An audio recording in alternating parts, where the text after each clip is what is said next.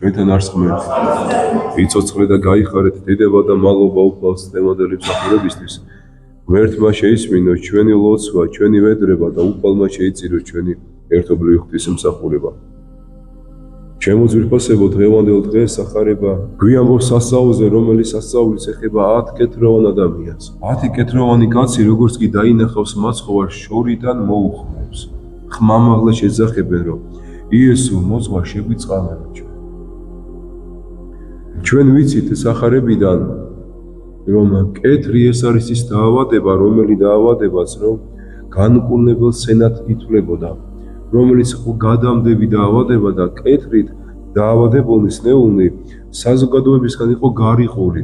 ანუ სრულიად მოკვეთდა ხოლმე საზოგადოება აი ამ ხალხს და სადმე იქ ქალაქგარეთ, სოფელგარეთ იყვნენ ხოლმე უპატრონოდ. და იმდენად მძიმე მდგომარეობა იყო მათი მდგომარეობა, რომ არავინ პატრონი მათ არ ყავდათ, არავინ მკურნალი მათ არ ყავდათ, საზრდოს არავინ არ აძლევდა და ასე შემდეგ. და სწორედ აი ეს პიროვნებები, ესეთი პიროვნებები 10 კეთროვანი დგანან და უფალს ეძახიან და უნებას თხოვენ. თუმცა აქ მათი მდგომარეობა არის სიმბოლო ცოდვისა, ჩემო ძვირფასებო, იმიტომ რომ ხომ ვიცით ჩვენ რომ ცოდვა ადამიანს აშორებს ღმერთთანაც და ადამიანთანაც. ნახე, დღევანდელობაში სიმბოლო თუ ნავიღოთ, როგორც ცოდვილი ადამიანი. და საინტერესოა სწორედ ის, რომ უფალი რა თქმა უნდა კუნებას მისცემთ მათ, მაგრამ პირდაპირ არ აკუნებს, არამედ ეუბნება რომ წარვედით და უჩვენენით თავნით თქვენი მღვდელთა. ეხლა რატომ ეუბნება, ნახეთ? რა დროსაც სნეულება გაუჩნდებოდა, იქ მღვდელი ამოწმებდა რომ ეს სნეულება თორემ იყო თუ არ იყო ის უკურნებელი. და თუ განიკურნებოდა, ისე მღვდელთა უნდა მისულიყო და ისე მღვდელი აცხადებდა ამ ადამიანს, ასეთ ადამიანს განკურნებოდა. და სწორედ იმიტომ ეუბნება რომ წადითო და თქვენი თავი მღვდელს უჩვენეთო. ეუბნება იმ 10 კეთროვანს, რომელი 10 კეთროვნების რომ თლიანის ხეულზე იყვნენ დასნეულები ნახევარზე პებოდნენ. და აქ ჩანს ნახეთ მორჩილება. მიუხედავად იმისა რომ იციან რომ თავი დაავადება და როგორი სნეულება აქვს, მორჩილებას იჩენენ და აგერ მიდიან მღვდელთან. და გზად ხედავენ რომ იკურნებიან. წარმოვიდგინეთ რა ყველა სასწაულია და როდესაც დაინახა ერთმა რომ განიკურნა, მაშინვე მობრუნდა უკან, როგორც წავიკითხეთ სახარებაში და უფალს მუხლებში, ფეხებში ჩაუვარდა და მადლობა უთხრა და ადიდებდაო ღმერთს. და ალბათ ის 9 ადამიანი, რომელი ადამიანიც განიკურნა, ისინიც ხო რა თქმა უნდა განიკურნენ ხო გზაში და იმდენად იყვნენ გაბრუებულები ალბათ აი ამ სიხარულით, მიწიერი სიხარულით, რომ საერთოდ დაავიწყდათ ის მადლი რა მადლის თავად უფალმა გამოიყო მასე და მადლის მომცემიც კი დაავიწყდა წარმოიდგინეთ ჩემო ძვირფასებო. და უფალი ეუბნება რომ 10 არ განიკურნაო, სად არიანო ის 9? ეს კითხვა სახარებაში ისმის ძალიან დიდი ტკივილით, იმიტომ რომ უფალი 10-ვეს ელოდება, იმიტომ რომ 10-ვე მკურნება მიიღო, მაგრამ მხოლოდ ერთი ადამიანი ბრუნდება ჩემო ძვირფასებო. ნახეთ, უფალს ხო არ ჭირდება მათ ჩვენი მადლიერება.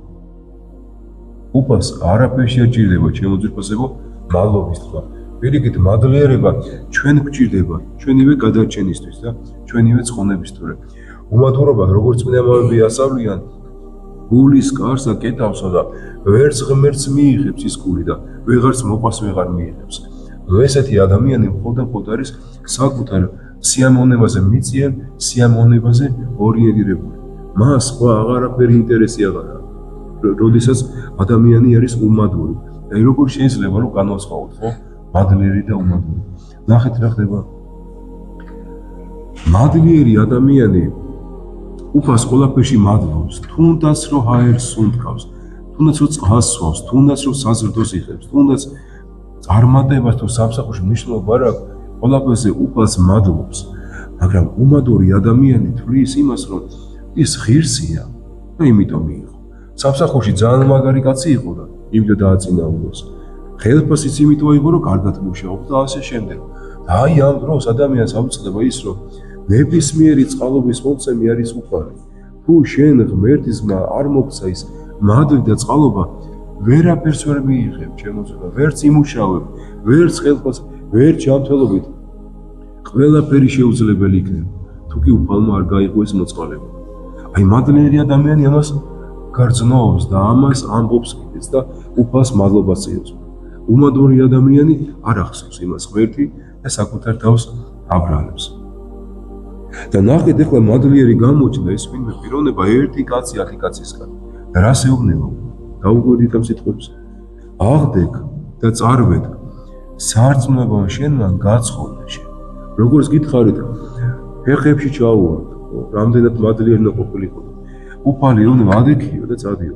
სარწმუნოებამ შენმან გაცხოვნე შენო. ნახეთ, ფიზიკური გუნებასთან ერთად მან სულის გუნება, ცხონება მიანიჭა ამ ადამიანს.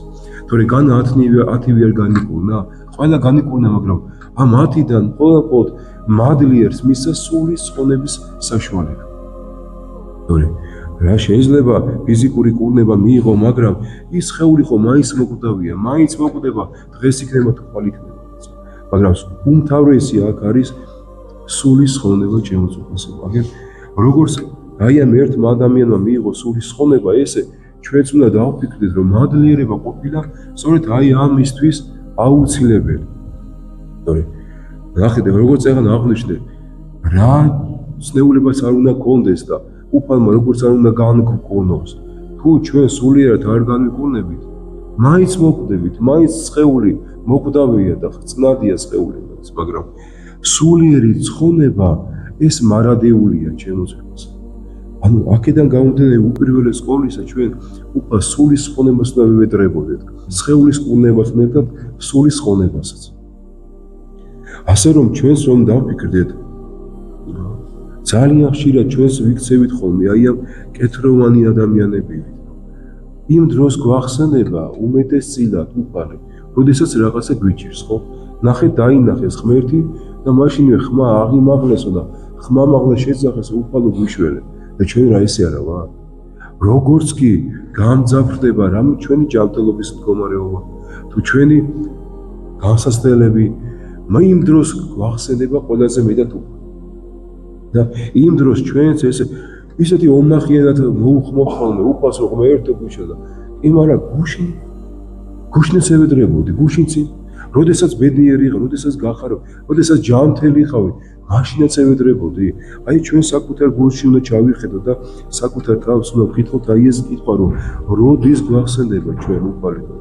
რა თქმა უნდა ვამბობდეთ კიდეც და უნდა უფალს ვეძახდეთ და შეცანას ვთხოვდეთ, მაგრამ არა მხოლოდ მაშინ, როდესაც პრობლემა. და დავუშვათ, კი ბატონო, პრობლემა გვაქვს, უფალს შევთხოვეთ და მოხდა სასწაული ჩვენ ცხოვრებაში და აღარა გვაქვს პრობლემა. განსასწრიდან გამოვიდეთ. აი შემდგომ როგორ გრძელდება ჩვენი ცხოვრება. უმეტესწილად, როგორც კი პრობლემა ქრება და მაშინვე გვავიწყდება უფალი, სამწუხარო. როგორც კი ჯანმრთელობას, ფიზიკურ ჯანმრთელობას ვიღებთ, მაშინვე გვავიწყდება. რამდენი ადამიანი გამიგია, რომ უნდა სნეულებაში ყოფილა და როგორც კი ფეხზე წამოვდგები და მე ეკლესიის გზას არ დავთმობ და მარტო ღმერთი აღდგება ფეხზე და აღარ ახსოვს.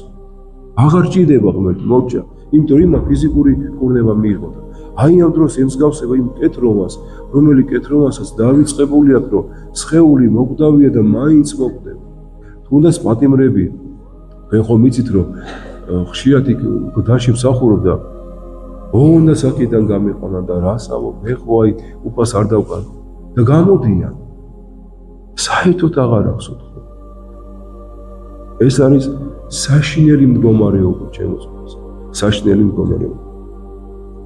აი თუნდაც გავიღოთ ყოველ კვირაში ერთხელ მაინც მოდივართ ეკლესიაში, ხო? და როგორ იწყება ჩვენი მიმართ, უფლის მიმართ? ღვთის დიდებით მოდივართ, ღვთის დიდებით ვიწყებთ თუ პირდაპირ ვიწყებთ თუ აი მომეცი რა, ის მომეცი, ის კარგად მეყოფე, მე კარგად იმას ესმიეთ.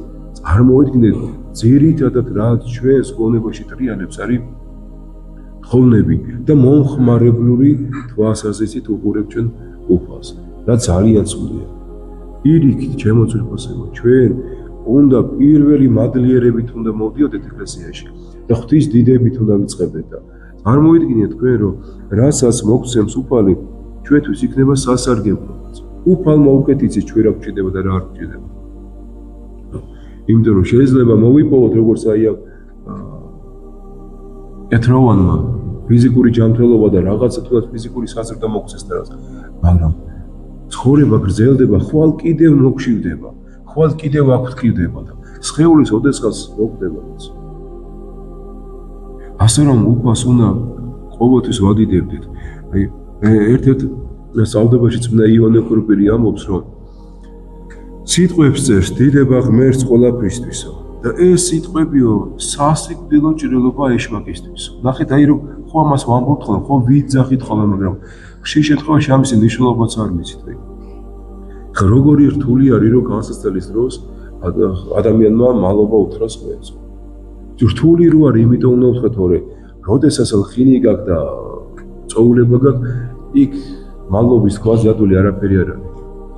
რომც არ თქო თვითონ ამბობს ბაგეები მადლობას, იმიტომ რომ გიხარია და კარგად და მაგრად ხარ. როგორც კი სნეულებაში ჩავარდები, როგორც კი განსაცდელში ჩავარდები, აი ამ დროს უნდა გამოხატო შენი სარწმუნოება.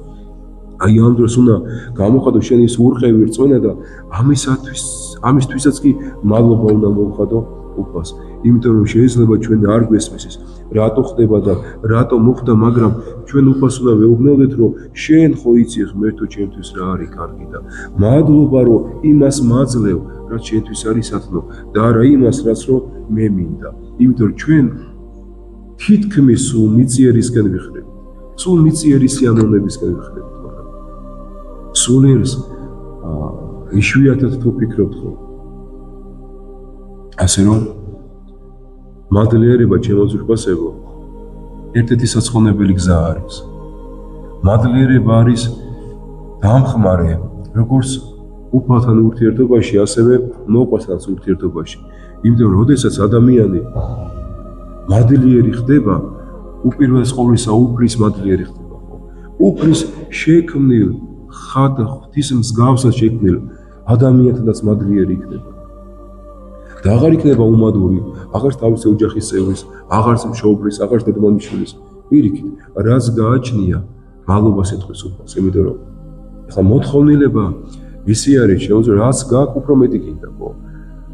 რამდენიც მოგეცა, კი შეიძლება რა კარგია მადლობა, მაგრამ მეორე დღეს ისე უმადურობაში ხარ, იმიტომ კიდევ უფრო მეტი გინდა, მაგრამ ჩვენ აი ეს ზომაწონა უნდა ვიცოდეთ. სურვილმა ღმერთი არ უნდა დაგვაკარგინოს. არც ეს შემთხვევაში. აგერ ხშირად გეუბნები და ისევ გივესვით.